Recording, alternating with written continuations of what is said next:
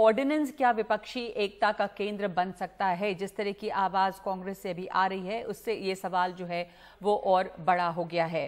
कांग्रेस नेता और पंजाब विधानसभा में नेता विपक्ष प्रताप सिंह बाजवा भी ये नहीं चाहते कि अध्यादेश के मुद्दे पर कांग्रेस केजरीवाल का साथ दे। उन्होंने अजय माकन के एक ट्वीट को रीट्वीट करते हुए ये लिखा है कि मैं श्री अजय माकन के विचारों का पूरी तरह से समर्थन करता हूं।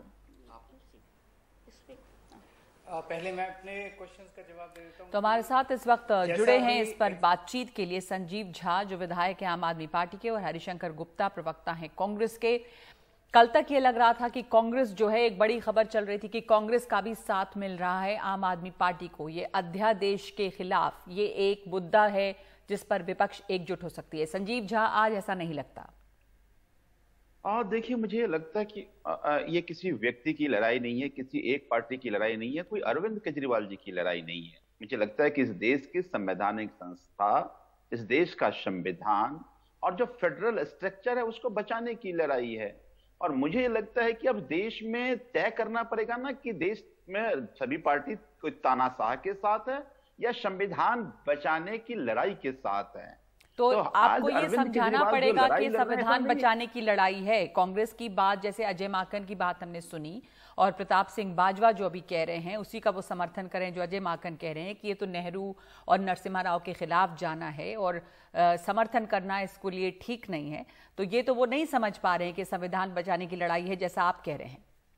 और देखिए, मुझे लगता है कि किसी एक दो नेता के अपने व्हिम्स एंड फैंसी हो सकते हैं, उनके अपनी राजनीतिक महत्वाकांक्षा हो सकता है। तो मैं किसी ऐसे स्टेटमेंट पे भरोसा नहीं करता। आज जो अरविंद केजरीवाल आगाह कर रहे हैं, मुझे लगता है कि कांग्रेस का भी एक ऑफिशियल स्टेटमेंट आ जाए, फिर उस पर टीका टिप्पणी किया जाए। लेकिन देखिए, महत्वपूर्ण क्या है आज? महत्वपूर्ण ये नहीं है कि अरविंद केजरीवाल आज दिल्ली में, कल कोई और होंगे। भाई, इसी दिल्ली में बीजेपी के भी मुख्यमंत्री रही और है, कांग्रेस की मुख्यमंत्री रही, आज आम आदमी पार्टी में मुख्यमंत्री हैं।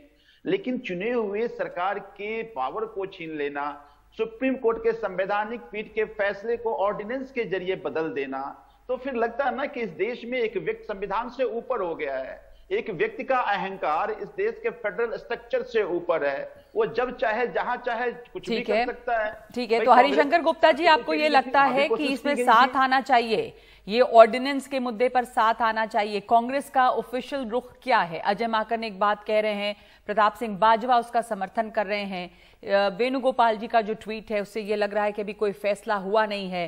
कांग्रेस का क्या रुख है इस पर? अरविंद केजरीवाल तमाम विपक्ष के नेताओं से मुलाकात कर रहे हैं एकजुट करने के लिए। नगमा जी, मैं बड़ा स्पष्ट रूप से कहना चाहता हूं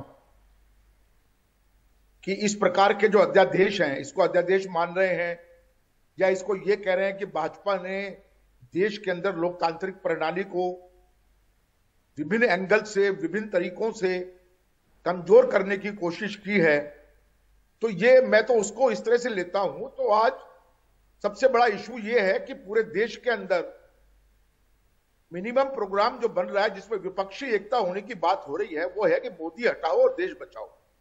आज देश नाना प्रकार की बड़ी समस्याओं से घिरा हुआ है, बड़ी समस्याओं पर बहस हो रही है। उसमें अध्यादेश का जिक्र करके जो दिल्ली से संबंधित है, पूरे देश में ले जाकर एक तरीके से फिर एक बेईमानी वाला काम हो रहा है कि तो बड़ी समस्याओं से आप क्या ध्यान कह रहे हैं कि इस इस विपक्षी एकता में इस अध्यादेश के मुद्दे को नहीं लाना चाहिए? मेरा बिल्कुल भी नहीं, अध्यादेश से उसका कोई मतलब नहीं है। विपक्ष की एकता जो होने वाली है वो मिनिमम प्रोग्राम है, मोदी हटाओ देश बचाओ, भाजपा हटाओ और देश बचाओ। ये तो उस बड़ी चीजों से, महंगाई से, बेरोजगारी से, भ्रष्टाचार से, उन तमाम मुद्दों से हटाकर एक नया इशू बनाने वाली बात है। तो इसका मतलब ये समझें कि अगर जो अजय माकन कह रहे हैं कि जो शीला दीक्षित, मदन लाल खुराना को नहीं मिला, सुषमा स्वराज को नहीं मिला, वो केजरीवाल को क्यों, और दिल्ली के जो अध्यादेश की बात है, अगर उस बात को छोड़ दिया जाए तो कांग्रेस साथ आने को तैयार है कि सभी पार्टियों की, विपक्षी जितनी पार्टियां हैं, चाहे वो आम आदमी पार्टी हो? बिल्कुल, वो तो हम पहले ही कह चुके हैं, कि मिनिमम कॉमन मिनिमम प्रोग्राम जो है वो देश में मोदी को हटाना है, भाजपा को हटाना है। और कौन सा विपक्षी दल ऐसा है जो ये नहीं चाहता है? लेकिन इन्होंने तो बार बार, इनका तो सवाल ये है कि इनकी जो नीतियां हैं, विचारधारा कोई है नहीं, अस्थिर है, नियत में और नीति में फर्क है इनका। कब जाकर बीजेपी की गोदी में बैठ जाए, इनका कोई भरोसा नहीं है। अजय माकन जी ने बिल्कुल सही कहा है। हमारे प्रदेश अध्यक्ष अनिल चौधरी लगातार इस बात को कह रहे हैं, भाजपा साहब ने भी इसको कहा है कि इनकी बात का विश्वास करे कौन। इन्होंने तो सीएए को सपोर्ट किया, 370 की हटाने को सपोर्ट किया, किसान आंदोलन के अंदर तो कमाल कर दिया इन्होंने। हजारों हजार किसान आंदोलन कर रहा था, उसके समर्थन में नहीं गए, उनका विरोध किया सरकार, केंद्र सरकार का। तो इन पर कौन विश्वास करेगा। अब ये घूमना चाहे, चक्कर लगा रहे हैं, प्रभात फेरी कर रहे हैं, कभी पवार साहब के पास, कभी ममता जी के पास।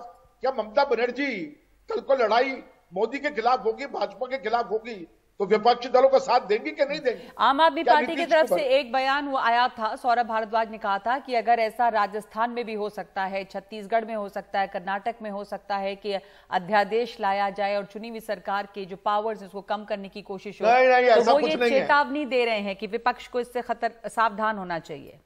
नहीं, उनकी चेतावनी में दम नहीं है, उनकी चेतावनी अनर्थक है, दम नहीं है, ऐसा कहीं पर कुछ नहीं होने वाला है। ठीक है, देखिए संजीव ये जो अध्यादेश है, एक मिनट के लिए दे दीजिए। हाँ, बोलिए। जो ये अध्यादेश दिल्ली में लाया गया है, इसके तहत जो ये कह रहे हैं कि अधिकार हमारे छीन लिए, सब कुछ है। सुप्रीम कोर्ट के फैसले के बाद तो इन लोगों ने कहा ना कि हमारी जीत हो गई। अब ये सुप्रीम कोर्ट तय कर लेगा ना, इसमें राजनीतिक प्रपंच करने की क्या जरूरत। संजीव झा, इसमें राजनीति लाने की क्या जरूरत है, सुप्रीम कोर्ट तय करेगा। दूसरे कई बातें की हरिशंकर गुप्ता ने, आपका जवाब। सीएए की बात की, किसान आंदोलन की बात की, कहा कि विश्वास की कमी है, नीति नहीं है कोई आपकी। नगमा जी, थोड़ा सा मुझे समय दीजिएगा। देखिए, दो बातों मुझे लगता है कि बड़ा कांग्रेस को कंफ्यूजन है। देखिए, राजनीतिक लड़ाई तो हम लड़ते रहेंगे ना, लड़ते रहिए, राजनीतिक लड़ाई है, बट ये लड़ाई राजनीतिक लड़ाई नहीं है। इस लड़ाई देश के संविधान बचाने की है। आप कहते हैं मोदी हटाओ, देश बचाओ, तो पहले संविधान तो बचाओ। अगर संविधान नहीं बचेगा इस देश का, तो फिर कैसे आगे जाकर चुनाव लड़ेंगे। तो खतरा तो संविधान पे है। तो मुझे ये लगता है कि तो ये जो अध्यादेश है उसको आप संविधान से सीधे जोड़ रहे हैं कि संविधान के खिलाफ ये कार्रवाई है और इसी के लिए इसके ऊपर समर्थन जरूरी है।